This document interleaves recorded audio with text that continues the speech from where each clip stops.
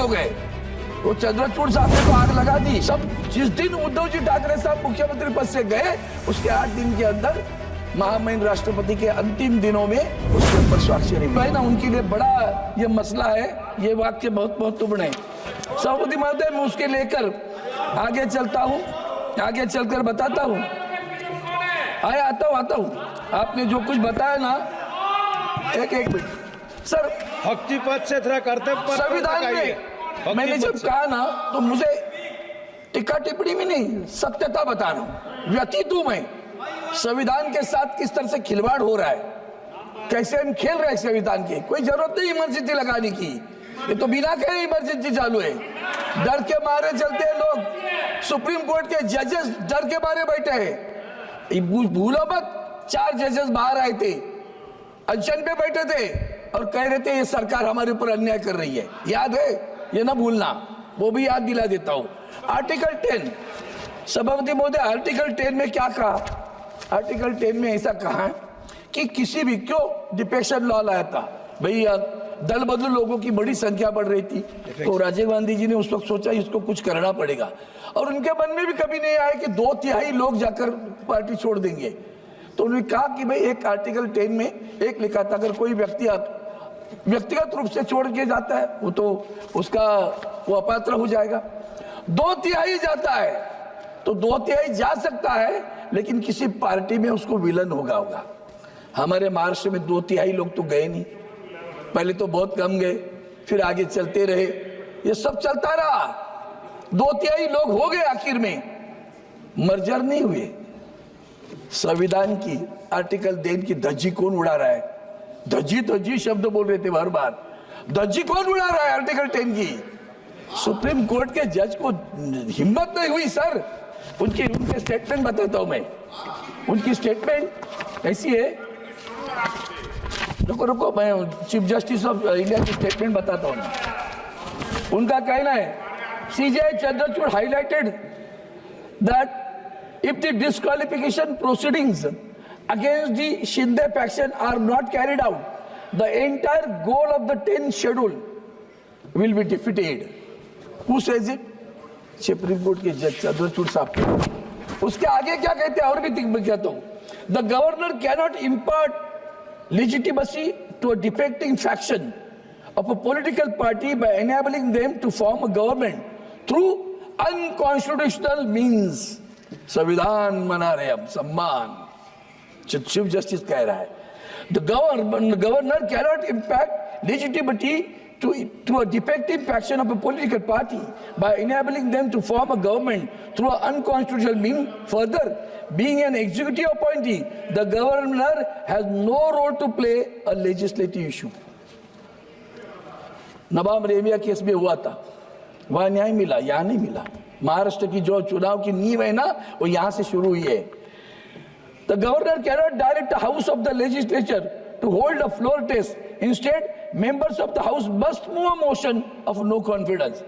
Members defecting from a political party cannot escape the consequences of the defection merely on the technicality. The purpose of the 10th schedule preventing the constitutional sin of defection must be fulfilled. Who said it? The Chief Justice of the India. हुआ क्या महाराष्ट्र में? क्या हुआ आप ही बताओ, सब जानते हो। संविधान का आदर्श रखा गया क्या? सर, सबसे बड़ी बात है कार्यकाल की बात है। अभी जब यह केस दाखिल हुआ तो जो सरकार वहां असंवैधानिक रूप से बिठाई थी उसको काम करने दे दिया। सब unconstitutional, he made stricture, number of strictures he made, this is unconstitutional, this is unconstitutional, but giving oath is a constitutional. The chief minister was given a oath and then the government function. अब government चालू हुआ, case का निर्णय कब लगना चाहिए? 2-2.5 वर्ष के समय में, जब तक उनका कार्यकाल नहीं समाप्त होता है तब तक लगना चाहिए। नहीं लगा, उन्होंने स्पीकर को भेज दिया। स्पीकर किसका था? क्या निर्णय दिया? ना इनको डिस्क्वालीफाई किया ना उनको डिस्क्वालीफाई किया। सुप्रीम कोर्ट के निर्णय का क्या हुआ? कहाँ है संविधान? कहाँ है उसका सम्मान? कहाँ है उसका आदर भाव?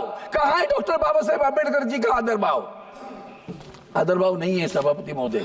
सभापति महोदय, गवर्नर साहब, ये इनका जो गवर्नर साहब के बारे में भी बताओ, तो संविधान की बात करते हो। अब हम देख रहे बिल पास किए जाते हैं। हमारे महाराष्ट्र में आदरणीय उद्धव जी ठाकरे साहब मुख्यमंत्री थे, तब एक बिल पास किया, वो मुंबई के चालों के बारे में 50-500 स्क्वायर फुट के लिए नो प्रॉपर्टी टैक्स करके था।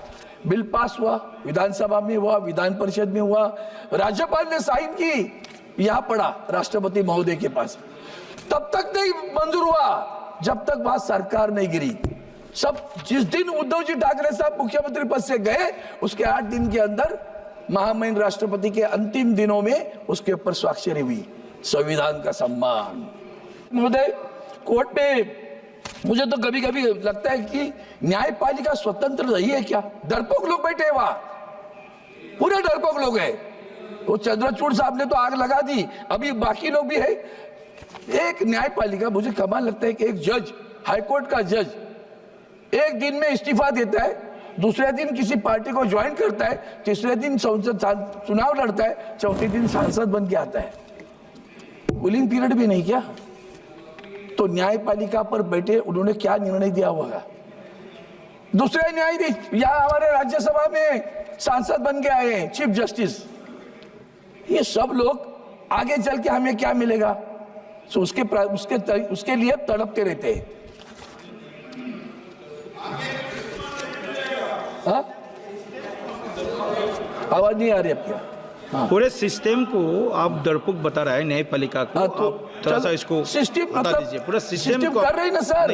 नहीं। आप बताओ, बताइए। ईडी के कार्रवाई लेता हो, चलो सिस्टम की बात करते हो ना। ईडी ने कार्रवाई की, लोगों को सीधा ब्लैकमेल करके। ये सरकार कितने गिराए इन्होंने? जैसे गोवा में क्या हुआ, महाराष्ट्र में क्या हुआ, अन्य राज्यों में क्या हुआ, अन्य बहुत सारे राज्यों में ईडी की सहायता से नहीं। ईडी ने जिनको जिनको हिरासत में लिया, आगे चलकर कोर्ट ने क्या कहा पता है? हमारे संजय राउत साहब 100 दिन थे, क्या कहा? इस केस में कुछ दम नहीं है। अरे केस ही नहीं है, 100 दिन जेल में।